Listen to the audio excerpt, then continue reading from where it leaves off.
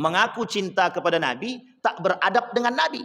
Mohon maaf, kata Nabi di akhir zaman, ada orang yang baca Qur'annya lebih fasih daripada Anda. Ada orang yang solatnya lebih rajin daripada Anda. Tapi yaqra'ul Qur'an hatta fi unuq. Baca Al-Quran cuma sampai di tenggorokan. Mereka yamruku ad-din kama yamruku sahma minar ramiyah. Mereka keluar daripada agama seperti mereka keluar daripada anak panah yang keluar daripada busurnya. Siapa mereka? Khawarij. Berislam dengan baik, hafalan Qur'annya bagus, solatnya bagus, tidak punya adab, tidak punya akhlak. Siapa mereka? Orang-orang yang suka mengkafirkan orang lain, orang-orang yang menganggap diri dia paling benar. Khawarij.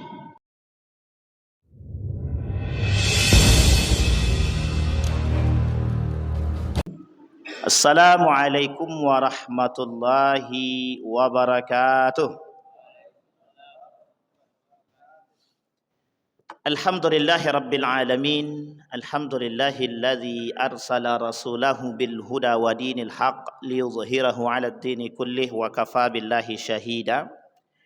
Ashhadu an la ilaha illallah wahdahu la syarika lah wa ashhadu anna Muhammadan abduhu wa rasuluh la nabiyya ba'd. Allahumma salli wa sallim wa barik ala hadzal nabiyil karim. Allahumma salli ala Muhammad wa ala ali Muhammad fil alamin innaka Hamidum Majid. Ya ayuhan nasu taqu rabbakum alladhi khalaqakum min nafsin wahidah wa khalaqa minha zawjaha wa batha minhuma rijalan katsiran wa nisaa wattaqullaha alladhi tasaaluna bihi wal arham innallaha kana 'alaikum raqibah. Wa qala Allah ta'ala ya ayyuhalladzina amanu taqullaha wa qulu qawlan sadida yuslih lakum a'malakum wa yaghfir lakum dhunubakum wa may yuti'illaha wa rasulahu faqad faza fawzan 'azima. Puji syukur kehadirat Allah dengan mengucapkan alhamdulillah rabbil alamin. Berselawat kepada Nabi dengan mengucapkan Allahumma salli ala Muhammad wa ala ali Muhammad fil alamin innaka Hamidum Majid. Bapak Ibu sekalian yang berbahagia, adik-adik yang dirahmati oleh Allah Subhanahu wa taala. Kita lanjutkan kajian kita pada nomor yang selanjutnya. Kata Said Hawa, ada 20 hal yang membatalkan syahadat. 20 hal yang membatalkan syahadat ini sudah kita sampaikan dari nomor 1 sampai ke nomor 11. Maka di siang hari ini kita akan masuk pada nomor selanjutnya. Kata Said Hawa dalam kitabnya Profesor Dr. Haji Yunari Ilyas tentang kuliah akidah. Di nomor yang ke-11 tersebut, tidak beriman kepada sebagian atau seluruh daripada nas-nas Al-Quran. Allah sebutkan begini, afatu'minuna bi ba'dil kitabi wa takfuruna bi ba'd. Kata Allah, apakah kalian tidak beriman kepada sebagian atau seluruh daripada ayat Al-Quran? Di dalam riwayat yang lain, di dalam ayat yang lain Allah berfirman begini, innal ladzina yakfuruna bi ayatillah wa yakfuruna billahi wa rasulih wa yuriduna an yufarriqu bainallahi wa rasulih. Kemudian mereka berkata, wa yaqul nu'minu bi ba'di wa nakfur bi ba'd wa yattakhidhu baina dzalika sabila. Kata Allah di dalam Al-Qur'an, di dalam Al-Qur'an karakter-karakter orang kafir itu, satu kafir Quraisy, yang kedua karakternya orang Nasrani, yang ketiga karakternya orang Yahudi atau Bani Israel. Bani Israel ini, karakter ini disebutkan di dalam Al-Qur'an dalam dua karakter. Satu Israel, yang kedua Yahudi. Orang Israel dan Yahudi dengan kalimat yang berbeda, pada hakikatnya memiliki kesamaan tapi juga ada perbedaan. Orang-orang seperti ini pembangkang. Di dalam Al-Quran, dalam surat Al-Baqarah ayat 40, 41, 42, Allah sebutkan ada 8 karakter orang-orang Bani Israel atau lebih tepatnya Yahudi, Israel. Satu, mereka orang yang suka pembangkang dan suka membantah dan suka ingkar janji. Dan yang keempat, mereka terkadang beriman, terkadang tidak, sesuai dengan kemampuan dan keinginan perut mereka. Nah, karakter setidaknya 4 karakter jahiliyah di dalam surat Al-Baqarah, dari 8 karakter tersebut, itu karakter ini semuanya ada pada umat manusia sekarang. Satu, mereka mengingkari ayat-ayat Allah. Yu'minuna bi ba'dihi wa yakfur bi ba'd. Pada ayat yang mereka senangi mereka beriman. Pada ayat yang mereka tidak sukai mereka tak beriman. Kita ambil contoh misalkan. Kata Allah dalam Al-Quran, persoalan khamar ini haram. Tapi kata sebagian orang beriman, kan cuma minum sedikit aja. Tapi mereka mengaku beriman kepada Allah. Izharul iman wa ibtalul kufri. An-nifaq, munafik. Tampakkan keimanan secara lisan tapi hati mereka munafik. Dan ini masalah. Tapi ketika Bani Israel melakukan pembangkangan atau Israel melakukan pembangkangan kepada nabi-nabi mereka. Dari nabi semenjak Nabi Yakub alaihissalam sampai Nabi Isa, mereka diberikan nabi begitu banyak, tapi pembangkangan mereka selalu ada. Sama dengan orang yang sekarang. Manusia-manusia yang berislam hari ini sama. Diberikan pernyataan oleh Allah dan peringatan untuk beriman kepada Allah, tapi mereka kufur kepada Allah. Apa kata mereka? Mereka hanya beriman kepada sebagian ayat, tapi sisanya mereka tak beriman. Mana yang enak mereka imani. Mereka yang tak suka, mana yang tidak suka mereka tidak imani. Apa contohnya? Contohnya yang tadi. Misal, Islam berkata pacaran hukumnya haram. Tapi sekarang orang berislam, orang-orang muslim pacaran. Dan terang-terangan. Apa tujuan mereka terang-terangan berpacaran? Mengikuti hawa nafsu yang disebut oleh para ulama ahlul hawa. Mereka yang mempertuhankan hawa nafsu. Afara'aita man ittakhadha ilahahu hawahu. Tidakkah kalian akan melihat ada orang-orang yang mempertuhankan hawa nafsu? Kalau kita sampaikan apa hukum pacaran? Haram. Tapi ketika kita tanya kepada mereka apa hukum pacaran? Haram. Tapi mereka melakukan. Yang uniknya ada yang mengatakan tidak haram. Kenapa kalian pacaran? Karena pacaran hukumnya tidak haram. Nah, ini muskilah ini. Dan ini masalah. Banyak orang-orang yang menentang hal demikian. Kemudian poin-poin selanjutnya. Seperti yang dilakukan oleh para orang-orang ahlul hawa. Nah, Bapak Ibu sekalian yang berbahagia, kata Said Hawa, orang seperti ini terjerumus dalam pembatalan syahadat. Artinya kalau batal syahadatnya bagaimana? Kalau batal syahadatnya, apapun yang dia lakukan dari sekian banyak ibadah yang dia perbuat, maka tak bernilai di sisi Allah. Sama sekali tak bernilai. Puasa 30 hari. Tapi 1 hari pacaran. Asbuh, asmara subuh. Sebelum berbuka pacaran. Sebelum solat subuh pacaran. Kerjaannya cuma pacaran aja terus. Habis waktu untuk itu. Jadi waktu kita sudah dihabisi dengan hal demikian. Kaum liberalisme itu sengaja membuat hal tersebut. Jadi cara merusak otak anak muda sekarang dengan begitu memang. Dibuat. Karena kata Nabi dalam riwayat yang lain, perzinahan di akhir zaman itu seperti berzinah di tengah jalan. Saking banyaknya orang-orang yang berzina, kata Nabi. La taqumu hatta tarau yantaqihu al-imra'ata fit tariq. Tidak akan terjadi hari kiamat sampai kalian akan melihat orang-orang berzina di tengah jalan. Itu bahasa kiasan. Maksudnya apa? Saking banyaknya orang yang melakukan zina, baik zina tangan, zina mata, zina kaki dan semuanya, termasuk zina hati. Terang-terangan. Ini masalah, Pak, masalah. Nah, Bapak Ibu sekalian yang berbahagia, maka dikatakan yu'minuna bi ba'dihi wa yakfur bi ba'd. Ketika mereka dikatakan salat itu wajib, mereka salat. Buat haram. Nikah beda agama tidak haram. Ini kasus yang lagi viral di negara kita. Khamar, narkoba, itu semuanya lagi penyakit di tengah umat muslim hari ini yang menggerogoti masa depan generasi-generasi yang akan datang untuk 20 tahun yang akan datang. Baik, itu yang ke-11. Sekarang yang ke-12, mengangkat orang kafir menjadi pemimpin. Kalimat ini banyak disebutkan di dalam Al-Quran dengan kalimat satu saja, wali atau aulia. Kalimat waliyun ataupun aulia di dalam Al-Quran menunjukkan tentang banyak makna. Al-Maraghi dalam tafsirnya Al-Maraghi, Wahbah Zuhaili dalam tafsir Al-Munir, Ibnu Katsir dalam tafsir kitabnya Ibnu Katsir, Jalalain, kemudian Al-Manar, Rashid Ridha dan lain sebagainya mentafsirkan makna wali. Diartikan makna wali di sini adalah ada yang mengatakan pemimpin, ada yang mengatakan sahabat, ada yang mengatakan teman setia. Sedangkan kalimat yang paling sederhana diartikan sebagai teman.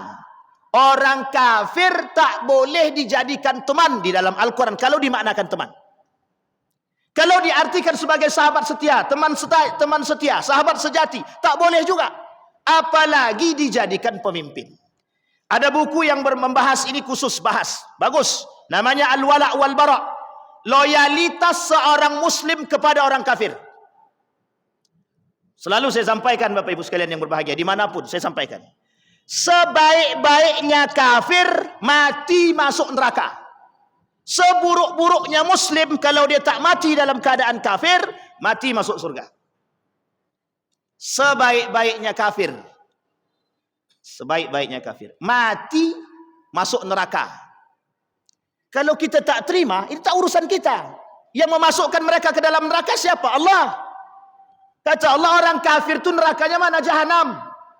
Jadi orang yang loyal kepada orang kafir dalam menghancurkan umat Muslim atau umat Islam, maka mereka munafik.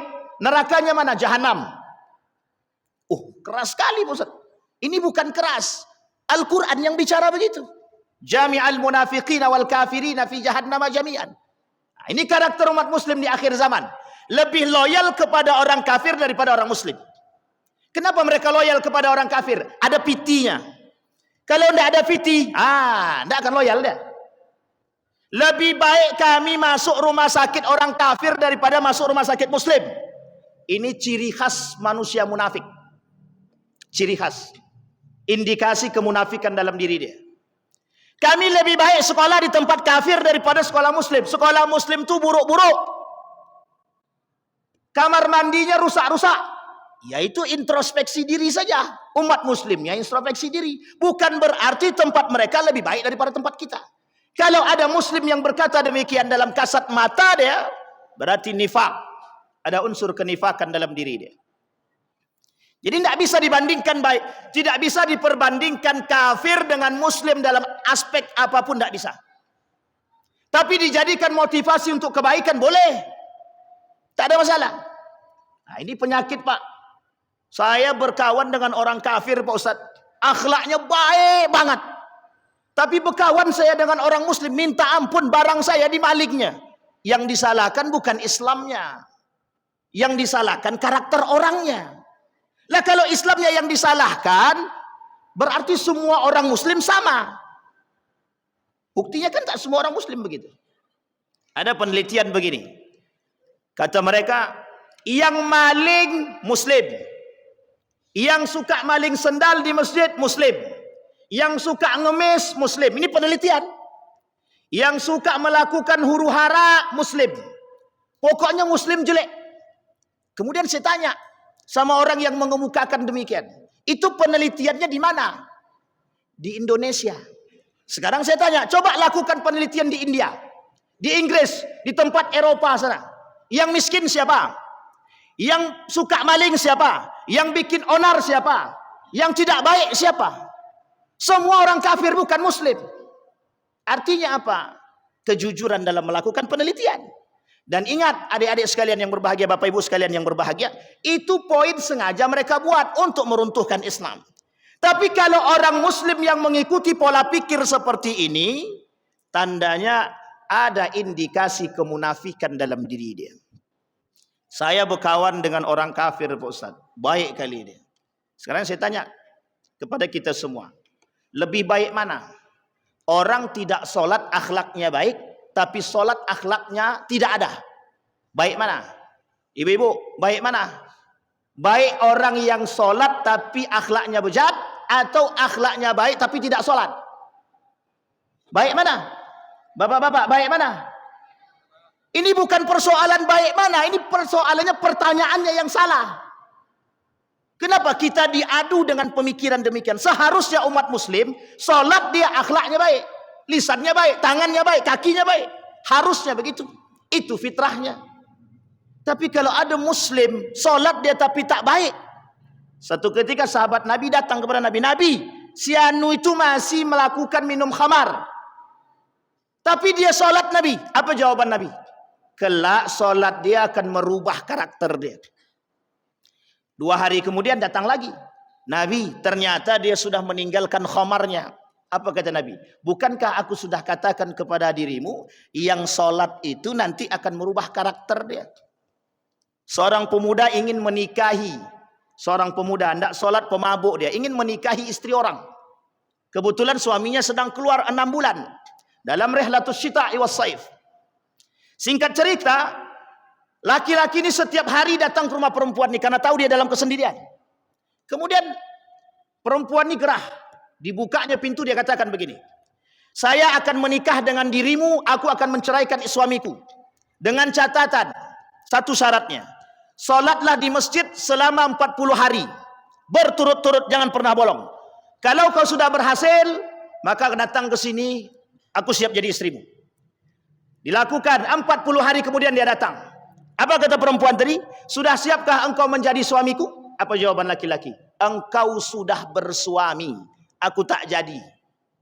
Coba bayangkan. Artinya apa? Solat mampu merubah karakter orang. Kalau tidak mungkin Allah katakan demikian. Inna salata tanha 'anil fahsya'i wal munkar. Sekarang pertanyaannya, kenapa orang solat banyak, mungkar banyak? Karena satu saja.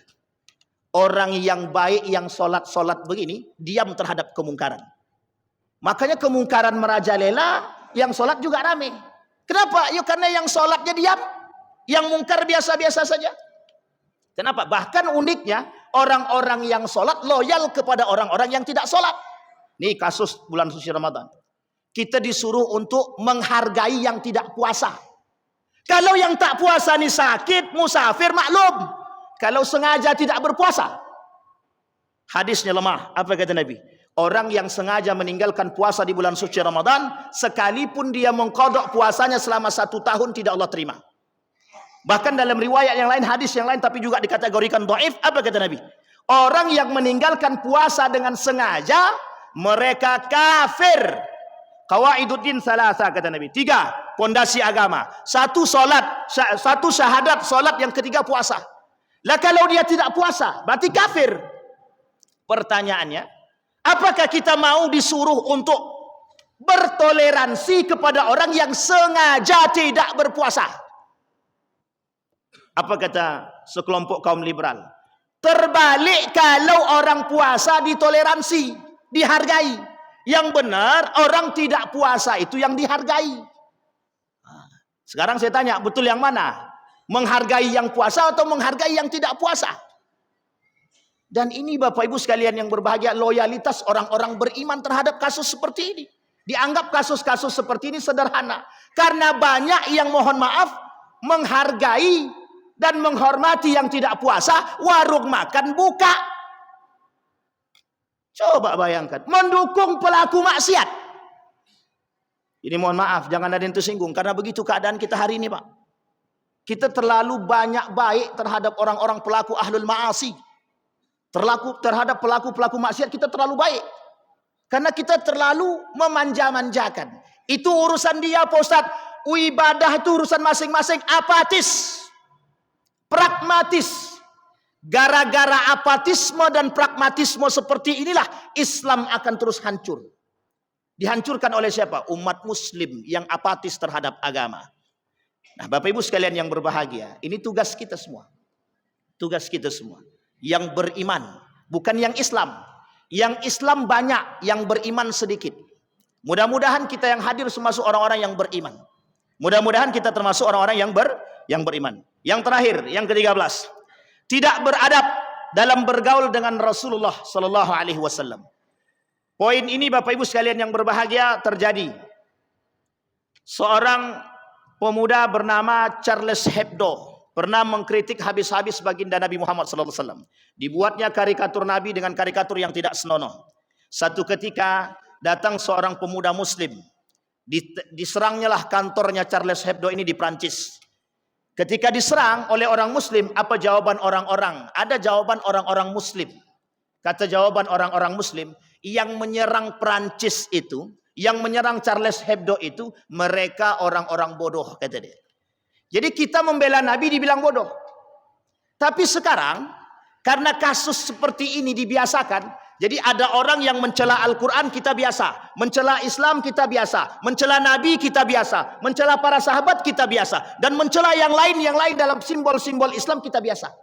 Kenapa kita biasa? Karena dari kasus tadi, banyaknya manusia-manusia munafik. Mengaku cinta kepada Nabi, tak beradab dengan Nabi. Mohon maaf, kata Nabi di akhir zaman, ada orang yang baca Qur'annya lebih fasih daripada Anda. Ada orang yang solatnya lebih rajin daripada Anda. Tapi yaqra'ul Qur'an hatta fi unuq. Baca Al-Quran cuma sampai di tenggorokan. Mereka yamruku ad-din. kama yamruku sahma minar ramiyah. Mereka keluar daripada agama seperti mereka keluar daripada anak panah yang keluar daripada busurnya. Siapa mereka? Khawarij. Berislam dengan baik, hafalan Qur'annya bagus, salatnya bagus, tidak punya adab, tidak punya akhlak. Siapa mereka? Orang-orang yang suka mengkafirkan orang lain, orang-orang yang menganggap diri dia paling benar. Khawarij. Kalau sekarang tak namanya khawarij lagi, namanya neo khawarij. Kalau ada karakter seperti ini hari ini, itu karakter-karakter neo khawarij. Orang-orang seperti ini, Nabi pernah bilang dalam hadisnya, kata Nabi, kalau ketemu dengan orang khawarij di tengah jalan, kata Nabi, bunuh. Cuman negara kita Republik Indonesia ada undang-undang, kalau kita bunuh awak yang masuk penjara. Kalau kita tahu. Terus apa yang harus kita lakukan terhadap kelompok-kelompok yang khawarij kalaupun ada hari ini? Satu, kita harus bersikap tegas dan keras. Karena kaum khawarij tidak bisa dilembutkan. Tidak bisa. Masa Ali bin Abi Thalib khawarij muncul, itu dibunuhnya. Yang dibunuhnya orang Islam dengan menyebut nama Allah, Bismillahi Allahu Akbar. Yang dibunuhnya sahabat Nabi dengan menyebut nama Bismillah.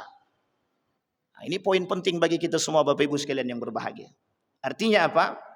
Jangan mengaku mengikuti Nabi, tapi jangan mengaku cinta terhadap Nabi, tapi tidak mengikuti akhlaknya Nabi. Nabi tak pernah mengkafirkan siapapun. Nabi tak pernah menyakiti manusia manapun. Dengan orang yang buta saja Nabi baik, belas kasih. Loh, masa kita sesama muslim kok saling mengkafirkan? Ada masalah apa? Adakah masalah? Ada. Majelis Ulama Indonesia mengatakan 12 poin daripada aliran sesat tersebut. Yang terakhir takfir, kata Majelis Ulama Indonesia, yang suka mengkafirkan orang. Man kaffara fahuwa kafir. Mudah-mudahan bermanfaat bagi kita semua. Fa'tabiru ya ulil absar la'allakum tuflihun. Assalamualaikum warahmatullahi wabarakatuh.